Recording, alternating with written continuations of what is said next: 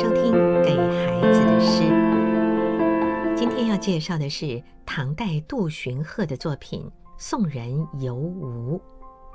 说君到姑苏见，人家尽枕河。古宫闲地少，水港小桥多。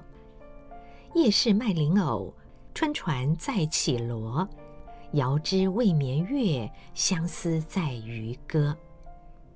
这首诗里读出了两件事，一个是小桥水巷的地景地貌，另外的一个就是现在这个时节的食品莲藕和菱角。杜荀鹤相传呢是大诗人杜牧的妾所生的儿子，他的仕途并不顺利，曾经中过进士，可是没有得到什么样的官位可以做。后来终于担任了5代梁太祖的翰林学士，可是他才上任5天就过世了，真的是一个运气不太好的人。那么杜荀鹤的作品有不少反映出了唐代末期的时候那种军阀混乱局面之下社会的矛盾，人民的悲惨生活。那么这首诗说君到姑苏见，人家尽枕河。这个君指的是任何一个人，凡是读这首诗的人都是杜荀鹤所说的这位君，就是你啊先生，或是你啊小姐。如果有空来到姑苏的话，你会发现这里的百姓家家户户都是靠着河边来生活的。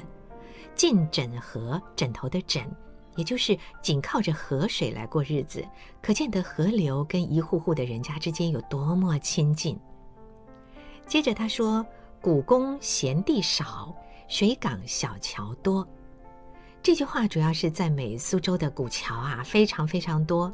如果家家户户都是靠着河而过生活的话，可以想见那有多少的桥。事实上，如果去苏州旅游过的话，在很多古镇里都看得到河面上一座一座的桥，距离其实很近，大概每隔几十公尺就有一座桥。现在呢，都成了最漂亮的观光景点。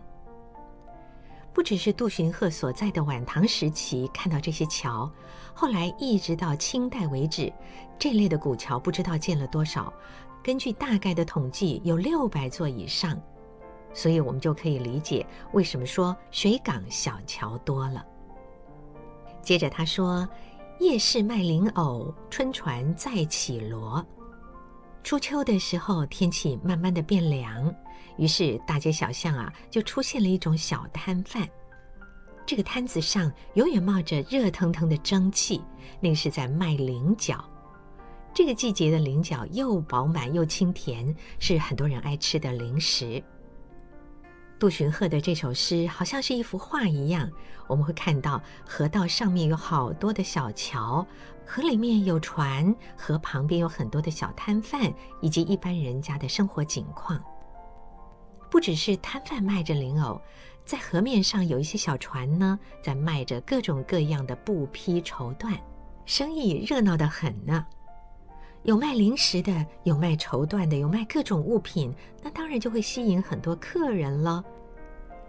可是杜荀鹤说，对于我来说呢，这却是一个无眠的夜晚。天上的月色如此明亮，陪伴的却是一个失眠的我。那我为什么会失眠呢？是来自于一份乡愁。那这个乡愁又是怎么样被挑起的呢？是那些渔夫们所唱的打渔歌，引起了我的思乡之情。这首诗的前面6句描述的画面非常美，但是最后2句却让我们看见了，其实作者对于他的家乡，甚至于对于国家局势都是非常关怀的。可是他无能为力，所以心里有很大的苦闷。即使风景或者生活再美丽，他依然满怀着心事，因此而失眠。这是今天为大家介绍的唐代杜荀鹤的一首诗《送人游吴》。这首诗我刚才说读出了2件事情，一个是地景地貌，小桥流水，另外一个就是这个季节的食品莲藕和菱角。当您跟孩子们读这首诗的时候，如果买得到的话，不妨准备一些莲藕和菱角，跟孩子们一起品尝，一起读诗。君到姑苏见，人家尽枕河。古宫闲地少，水港小桥多。夜市卖菱藕，春船再起螺。